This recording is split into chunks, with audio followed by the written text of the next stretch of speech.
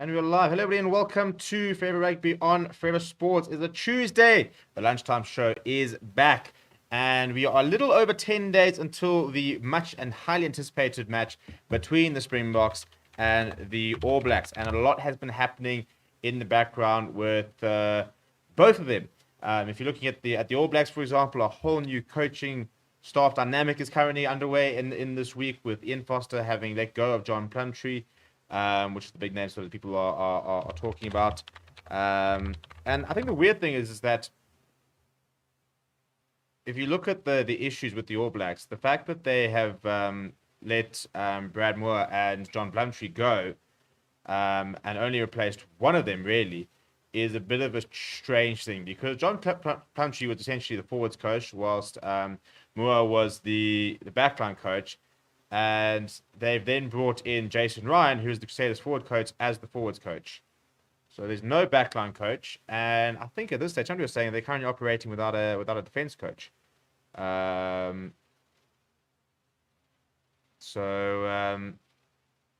Ian Foster is taking over sort of the backline players as the sort of head coach, and he's going to focus on them. But and then they've got I think they've got a new selector in Joe Smith who is helping out with selection. So apparently he's sort of going to be sort of giving Foster some advice in regards the strategy and the attacking and stuff like that.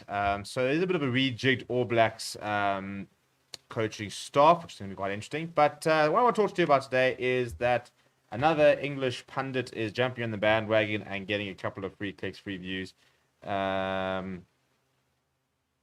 And Stuart Barnes, who is a Sky Sport commentator, former England fly half, has said, and I quote, "BOKS are definitely not the best team in the world."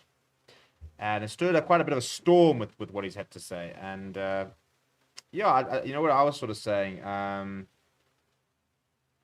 And his column yesterday was basically all about the fact that Southern Hemisphere big guns are suddenly looking very beatable. And it's interesting because, 6 months ago, the Southern Hemisphere was sort of seen as the standard, the gold standard of rugby regarding the All Blacks, the Springboks, and even Australia, to be fair, too, who definitely had a couple of very good results last year. I think Argentina are very much a hit and miss side. They did beat Scotland, though, in their 3-match series. But what I will say, and I think this is quite important, is that success is measured by more than just series wins, more than just select wins. Success is measured by trophies in a lot of it. So, for example, Ireland are currently number 1 in the world. And they've gotten there despite not winning the Six Nations. And, there's no trophy to win for in the sort of the Autumn Nation series, to be fair to them. But, it's interesting because France is not considered the best team in the world no longer. They're currently our second. But they won a Six Nations. So, right now, if you're sitting as a French supporter versus an Irish supporter, Irish fans are saying we're the number 1 in the world, but I reckon that you'd probably be more settled and more impressed and more chuffed with the year to date from a French perspective, having won a trophy, for example. So that's why sort of the Springbok fans are kind of clinging on to the fact that they won the World Cup. We are still world champions, So whether we are considered the world's best at the moment or not, you still got that sort of the Weber's Trophy to lean upon. You still got the British and Irish Lions series to lean on. And again, I think that if the Springboks were to go and win the Rugby Championship, for example, then suddenly you have to have the conversation again. Now, are they the best in the world? Because if Ireland become the best in the world by beating the All Blacks, for example, then where does that put the BOKS if they beat the All Blacks? And obviously, as I said, for me, we'll know exactly all the teams are at the end of the year after the Autumn Nation series, once the Springboks have gone and played against Ireland and played against France. Because that's, they are playing against the current number 1 and 2 teams in the world. But if you look at Ireland last year, for example, end of the year, they hammered Japan, they beat New Zealand, and they beat Argentina. So they didn't play South Africa, they didn't play Australia, for example. And if we look at their Six Nations results, um, I'm just trying to find them here. They beat Wales pretty convincingly. They then got beaten by France. They hammered Italy. They beat England, and then they beat Scotland. So Ireland have been a very good run of form. The question is, and this is what the funny thing is that people always talk about, is that Ireland are a team that are known for having very good years before the World Cup and then kind of coming short. And it's difficult. And that's where I think that whole World League was, for me, was quite an interesting project, because to only be able to measure things by the World Cup is quite limited, because it only happens every 4 years. So it doesn't give you an opportunity really to be able to sort of gauge throughout those years who's playing really well, who's not playing really well, what the sort of situations are and stuff like that. So I quite like the concept of that whole World League type thing, which was going to sort of incorporate Six Nations, incorporate Rugby Championship, and then come up with the semi-final final. I actually thought the idea was quite an interesting one. I can understand why people didn't like it, but I think it's another barometer, another way to gauge who are the best teams in the world, and it's another world trophy. So, for example, if you look at, I don't know, let's say you look at football. You got your Euros, which are every 4 years. You've got your World Cup, which are every 4 years. You've got your Nations League, for example, if you're European side. You've got your Copa America. You've got various trophy stuff like that you can compete for. Now, on a rugby base, it's far more annual. You've got a Six Nations every single year. You've got a Rugby Championship every single year. Then you've only got a World Cup every 4 years. So, personally, I don't see what the issue would be in introducing maybe another four-yearly competition, which would happen in between World Cup years. The problem with that is that you've got British and Irish Lions tours to contend with, because those happen every 4 years and fall in the middle of the World Cups. So, is there maybe room for a third competition or a second worldwide competition that sort of falls in the year after World Cup or the year before World Cup, for example? Like if you look at the FIFA World Cup, they've got the Confed Cup, which takes place a year before, traditionally, they used to. But it's an interesting concept when you think that we don't, because there are only 12 matches a year on a yearly basis when it comes to internationals, and of those 12 matches, 6 of them in a Southern Hemisphere sense, and 5 of them in a Northern Hemisphere sense are the same matches every single year. You're playing the exact same opponents all the time. You only play, different opponents in 3 or the 4 matches a year in terms of who those opponents could be. But, for example, if we look at last year, well, yes, it was a British and Irish Lions series, but Ireland played Japan twice, for example. They played USA last year, didn't play South Africa, didn't play Australia. So there are different sort of permutations in terms of gauging when do they get to play these sides. I think we will get to play them this year, but you know what I'm saying? I think it would be quite interesting. I think it would be quite cool to see more opportunities to play very different teams, because for example, we've played 1 match against France in the last, 3 matches I think in the last like 6 or 7 years, which is a bit boring. We want to be playing France a bit more, and it can't always be at the World Cups where you play against some of these sides. But again, I think that this article by Stuart Barnes and the sort of continuing insistence that the Springboks are not the best in the world, for me, is quite a good thing as a Springbok supporter, because you know what I mentioned in the last show last week, the whole concept of Manchester United with the idea of hated adored but never ignored. I think the Springboks are becoming that team. They're becoming that team that people love to hate, and that's not necessarily a bad thing, because I think that by coming out and saying that the current world champions are no longer the best team in the world, we are the gold standard, which means that everyone is done in comparison to us. And I think that's quite a good thing. I think that we've earned the right to be the team that people compare them to, and some of that will come with a bit of hate, some of that will come with a bit of frustration. But I personally don't mind it, because I think that, first of all, I think that the Springboks are a side that loves this sort of criticism. I think that they flourish. When somebody sits there saying you're not the best in the world, I think the BOKS team will say, fine, that's fine. Don't write us off, but write us off at your own peril. Nobody thought Springboks were going to win the World Cup 2019. I don't think anybody gave us a chance. We lost to New Zealand, and we would then have to be the only team ever to lose a match and go on to win the World Cup. We would have to win every single match following that match to go on and win the World Cup. And we did that.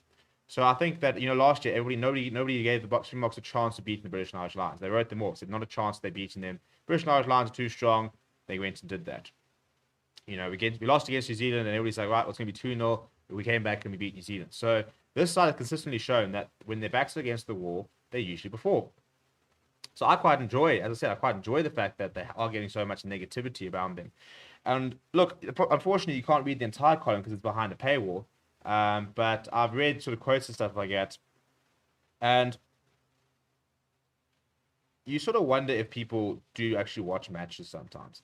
And again, maybe he's been misquoted, but Barnes apparently said that the BOKS are enslaved to the style of rugby they played in. Actually, he has the exact quote. He said, "If the World Cup commenced today, France, the host, would flatten South Africa. Would flatten, by the way. They'd flatten us. That's quite simple. They'd flatten us easy. So no matter of us even having a chance. Apparently, they'd just walk all over us. But it's this part that I then enjoy. The Springboks are enslaved to a system that shocked England in the 2019 final, but struggled to put away in the semi-final, as well as being well beaten in the pool stage by an All Black side that might very well have won the final had England not done South Africa work for him in the semi-final. First of all, I'm so bored of that whole rhetoric. Well, England played their final in the semi-final. Well, who gives a shit? Literally, who gives a shit? If you can't produce 2 good performances in a row, that's your problem. If you're sitting there saying, oh, well, New Zealand would have beaten South Africa in the final, that's literally speculative. So I can't stand that whole narrative of, well, South Africa didn't deserve to win the World Cup because England played well in the semi-final. Okay. And the reason I've got an issue with this quote is, did you not watch the World Cup? Have you not watched how it has been documented that the Springboks played in a very consistent way throughout the entire tournament and changed it in the final? Like, did you not watch and see how things did change in the final? That it was not the carbon copy game plan that we had seen the entire World Cup.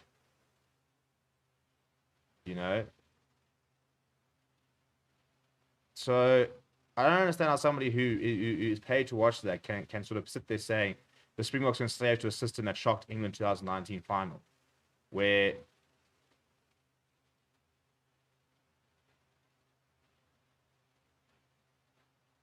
what was the score? 32 points they scored in the final. They scored 2 tries. They were very well beaten in the final. So to sit there saying to enslave to the style of play, we had 2 wings scoring our 2 tries. Isn't that what you want? Whenever you talk about flair, you talk about players running a ball over. We had a dink ahead at an inside ball, a well-constructed try, and another one where we found space on the outside and Cheslin Colby left Owen Farrell. Again, if New Zealand had scored those 2 tries, people would be sitting there saying, well, that's the way rugby's supposed to play. So to try and talk about that system in the 2019 World Cup final in specific, for me, is pretty limited. Because it was a whole different way that we had played from the entire tournament. But yeah, let's see who are in the comments. I'm seeing Kwasi says, would you like to see John Plumtree at the Lions? Definitely wouldn't say no. Many have been saying such bullshit, yet they never won any World Cup. It was better coming from New Zealand.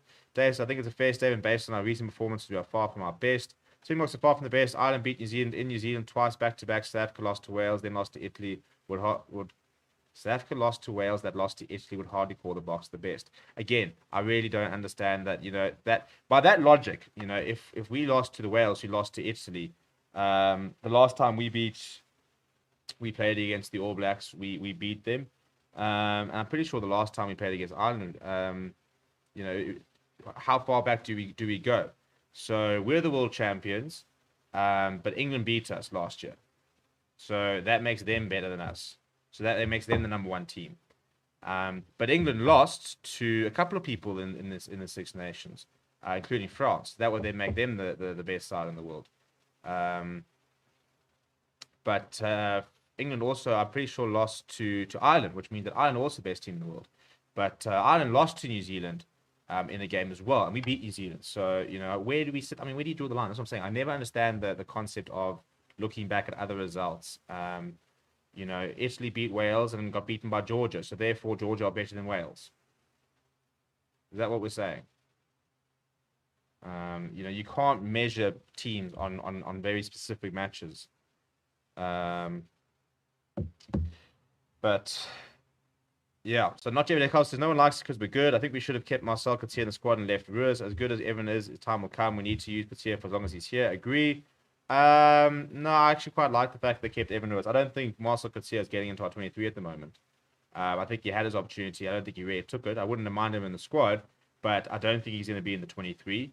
And if he's not going to be in the 23, I quite like the idea that they're looking at other players who they see more longevity in terms of keeping him in the system and training him in the system. Whereas a Marcel Coutinho, for me, he can join up in a Springbok squad tomorrow and he'll be fine to play this weekend. He understands the systems. He's been around a long time. You know what you're getting from him. Whereas I think younger players need more time to be able to adjust. So I'd rather they be in the squad and getting worked on individually than maybe a Marcel Coutinho. Whether it's the right or wrong thing, I don't know. He did captain the side that we did do yesterday, which was a lot of fun.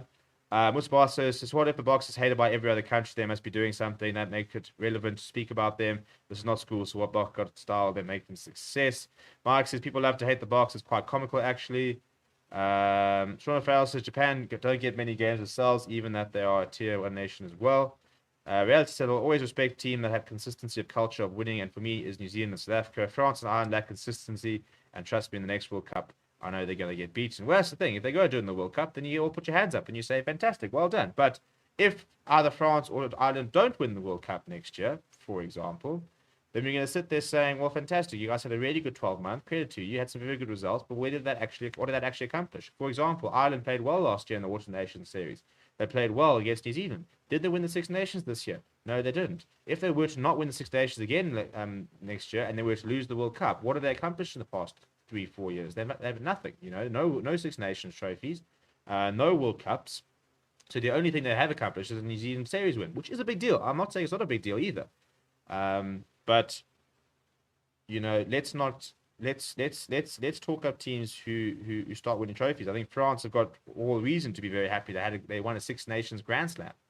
So for me, they are the team to beat from a European perspective. Because for me, a Six Nations Grand Slam is a trophy. And look, as I said, I don't want to write off the New Zealand series, because some people might even say the New Zealand series is bigger than a Six Nations Grand Slam because it's only happened 3 times in history. One of it by us, by the way.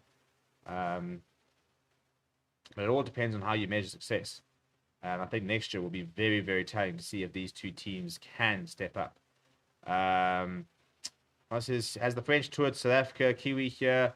The last time we played against France was, I think, 2018. I think we played 2 matches against them.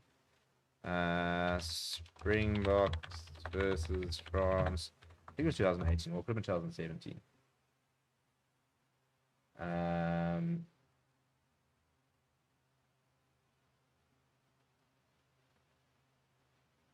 We beat them at Stade de France in 2008. I'm trying to remember when they were here. Yeah, there we go. 2017 French Rugby Tour to South Africa. And we beat them 37-14, 37-15, 35-12. So the last 4 times we played against France, we've beaten them. 3-0 at home, and we beat them away. So when France go beat us at the end of the year, fantastic. Well done. You guys taking a step up. But they need to come beat us, because they haven't in a while. Ireland beat us last time we played against them. I'm pretty sure, because I think we played them in 2018.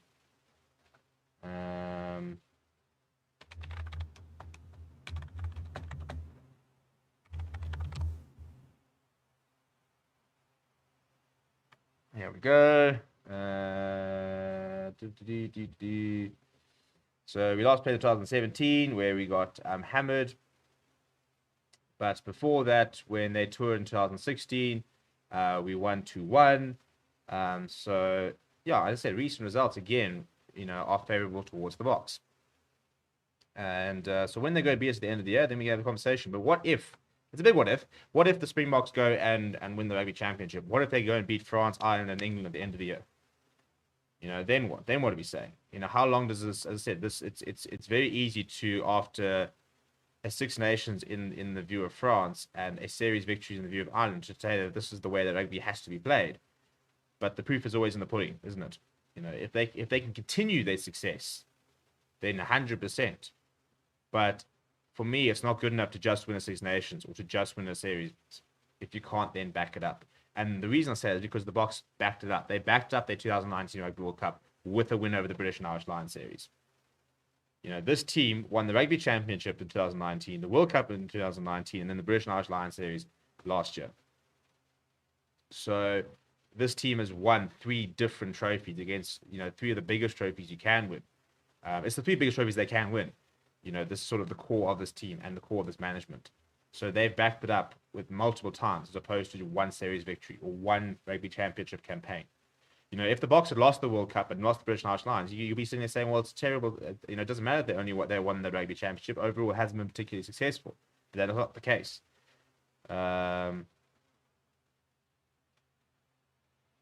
So, yeah, Mike says, SA lost to Wales, Wales lost to Italy, Italy lost to Georgia, Portugal tied with Georgia, Portugal world number 1. Well, that's, where we can get a bit silly here.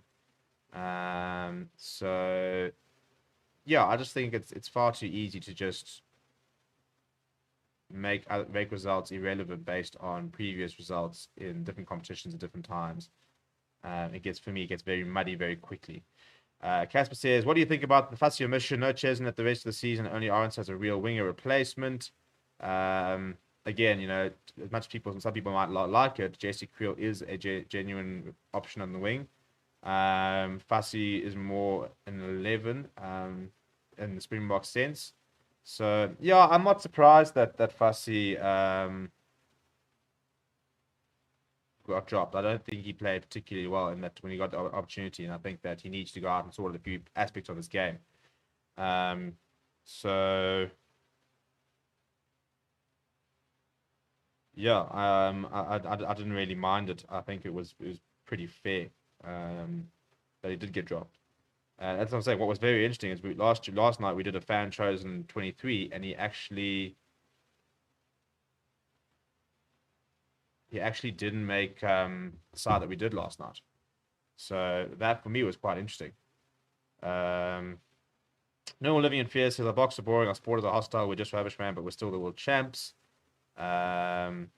S-Box says every nation builds towards one event for the 4 years to be crowned a world champion for the next 4 years. What happens in between is continuous building towards, so matches mean nothing. Look, I wouldn't say matches mean nothing. I don't think it's fair to sit there saying that every Six Nations means nothing because it's all about the World Cup. But for me, it's about being successful in more than one competition. It's about the best teams are teams that can do it consistently. So win the Six Nations back to back. Win a Six Nations, go and win an outgoing tour, and then dominate the end of your series. So, if like the problem with France that they were playing against Japan, if France had done an island and gone to New Zealand and beat New Zealand 2-1, then you sit there saying that's a hell of a good French side. That's a really big achievement. And it is pretty historic. So, yeah, I think it's all about what you measure success in. Anthony says, I think the BOKS are not smooth at the basics. The defense is up there, and this is the start of the season. End of year tour, totally different story. Like this video. The rugby world just seems to hate the BOKS for some reason. We are never good enough, always boring, never deserved winners, and always want to change the rules when we dominate. Yeah, we always have been a bit of the team that does shake up a lot of things, doesn't it? Whether that's a good thing or a bad thing, I don't know. But certainly are a very hot topic at the moment. And as I said, very much a team that people like to hate in the current circumstances. And the only way to silence the people is results. Go and beat the All Blacks next week. Go and beat France at the end of the year. Go and beat Ireland at the end of the year. And then people can't really justify what they have been saying. So as I said, you gotta do your talking on the field, and I think the BOKS will. I think next week will be very telling in terms of where we are as a side, because I think that if we put in a good performance next week, then I think people will be pretty I think they'll pretty much forget the whole Wales issues. Whereas if they don't pitch up next week, then I think that they'll be under a lot of pressure. And it'll be fair for them to be under a lot of pressure. So, yeah, unfortunately, I'm not going to be able to have a long show today. I do have a very important meeting I need to get to, so we're going to pretty much wrap up there. As I said, go and check out Forever Rugby. We did do an alternative Springbok team, which you guys all selected last night. So I'm going to put that into the comments. You guys can go check that out.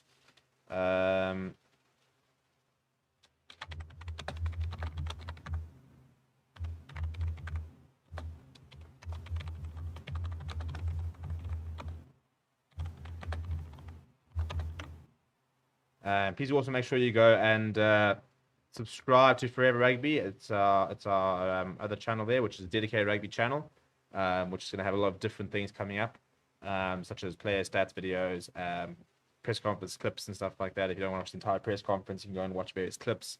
It's going to have a lot of very exciting content going on there. We've got quite a few channels in the works, actually. We've got quite a lot of different projects that we are currently working on. So I'm quite keen to share them with you guys as they get going. But until then, please do smash a like on the video. Please do subscribe to the channel as well. Thank you very much for watching. Please do keep safe. I'll chat.